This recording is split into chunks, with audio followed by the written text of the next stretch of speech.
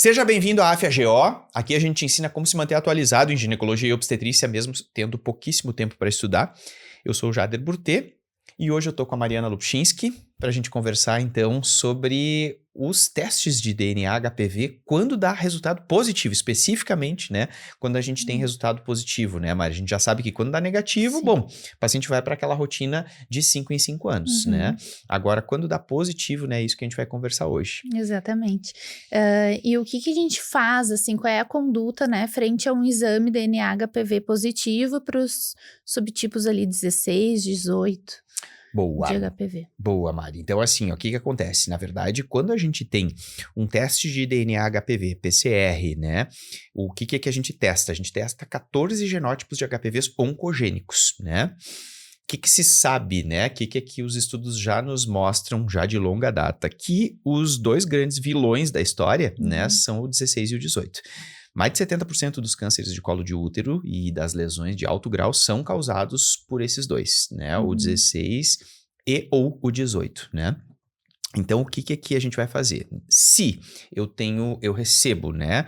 Eu rastrei a minha paciente ali, DNA HPV, e deu positivo para o 16, ou positivo para o 18, ou para ambos, a conduta é a gente indicar direto a colposcopia. Tá? Então, essa paciente vai direto para a colpo. Não vai fazer citologia, né? Essa paciente vai direto para a colposcopia. Então, se deu positivo para o 16 ou para o 18, eu vou direto fazer colposcopia. Se a colposcopia ela me mostrar achados, né? Então, a colpo a gente coloca o ácido acético ali no colo do útero, olha, né, com o colposcópio, que é aquele instrumento que vai aumentar 40 vezes o tamanho, né, do colo do útero, e a gente identifica, bom, tem epitélio aceto branco, tem orifício glandular com halo espessado, tem mosaico, tem pontilhado, tem vasos atípicos, tem qualquer tipo de achado, né, colposcópico. O que a gente vai fazer? Vai pegar uma pinça de biópsia, né, e vai biopsiar. Pode ser uma Medina, pode ser uma Tischler, né, que é aquela pinça que tem a gavetinha.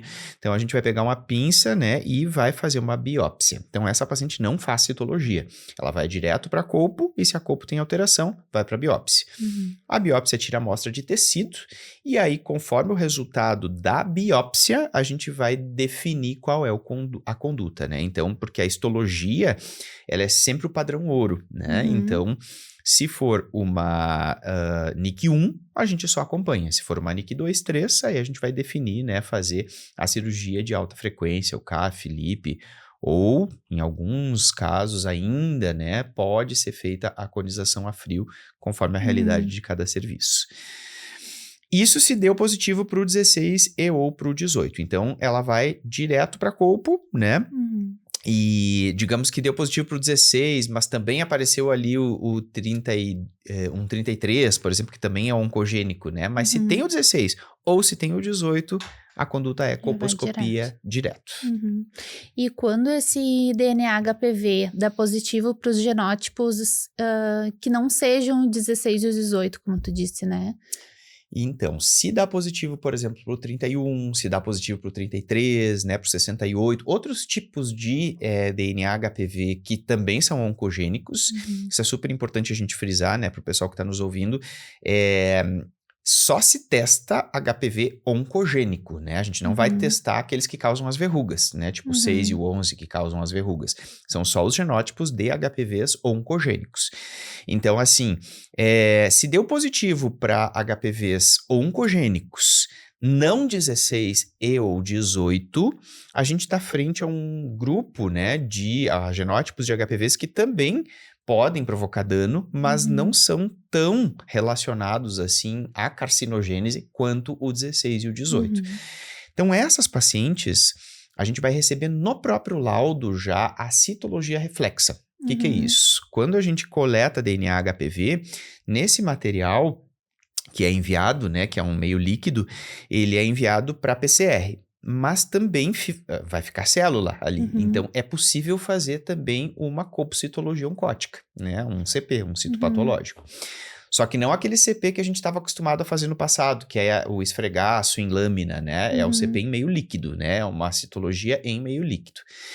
Então, a gente vai receber já o laudo direto. Então, a gente recebe assim, deu positivo para o 31 ou para o 33, por exemplo, e aí o próprio laudo já vem. Presença de atipias em células epiteliais de significado indeterminado, possivelmente não neoplásicas, que é o ASCUS, por exemplo, né? Ou um ASC-High, que é o ASC-H, ou uma lesão de baixo grau, ou uma lesão de alto grau, ou até um AGC, atipias em células glandulares, né? Qualquer tipo de achado citológico anormal, deu DNA não 16-18 positivo, com uma citologia reflexa anormal, mesmo que seja ASCUS, né, que a gente está acostumado ASCUS não faz nada, né, só acompanha. Se der qualquer anormalidade citológica, colpo, ela tem que ir para colposcopia. Tá? E aí, conforme o achado colposcópico, aí a gente vai biopsiar, né, se tiver algum achado suspeito. Mas a gente tem uma grande gama de paciente que vai dar positivo para esses outros HPVs, não 16 e 18, que a citologia reflexa é negativa, né? Vem ali o laudo da citologia reflexa, negativo para malignidade, né? Ausência de malignidade. Bom, aí essas pacientes, como são HPVs que não são tão agressivos assim quanto o 16 e o 18, qual é a recomendação da diretriz? Repetir o teste de DNA HPV em 1 ano. Essa paciente não vai para colpo, não vai para colposcopia, né? E repete o teste de DNA HPV em 1 ano.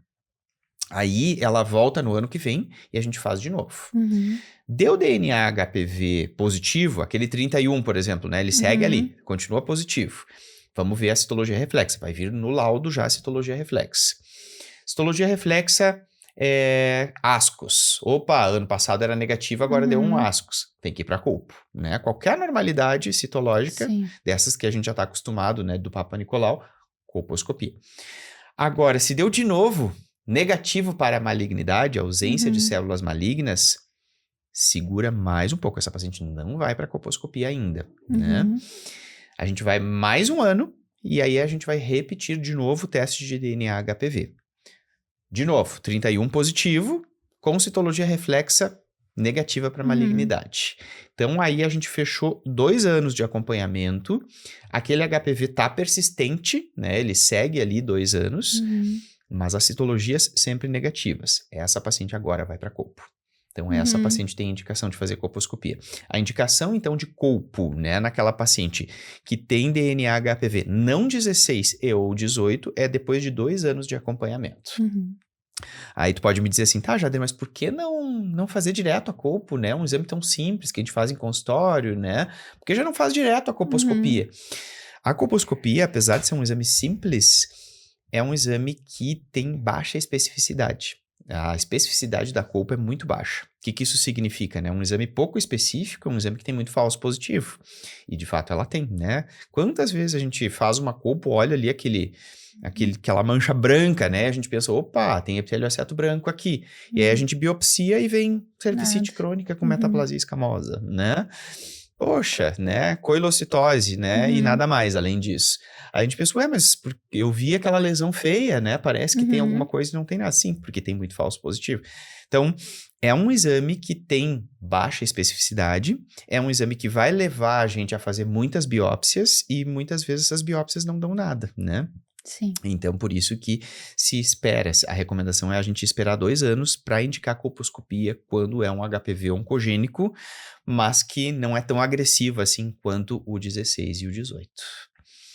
E o que a gente espera, né, sempre nesses casos é que o corpo dela elimine, né, porque às vezes acontece isso, né, de tu, por exemplo, ter um DNA HPV positivo, não 16 ou 18, citologia reflexa negativa. Tá, ela volta no ano que vem.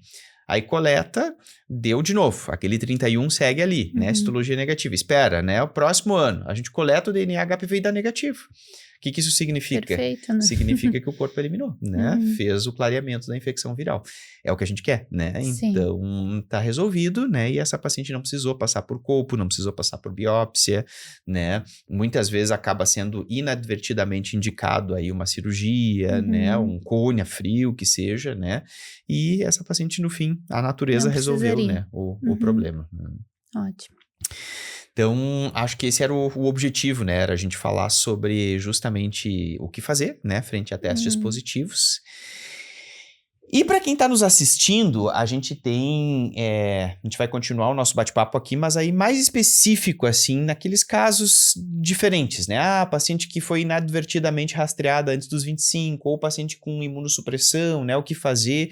São aqueles casos especiais, aí eu convido para entrar na nossa área do aluno que a gente vai conversar sobre esses casos. Mas para a população em geral, né, a conduta é essa, frente aos HPVs positivos. Então, se deu 16 e 18, já vai direto para a colposcopia, né?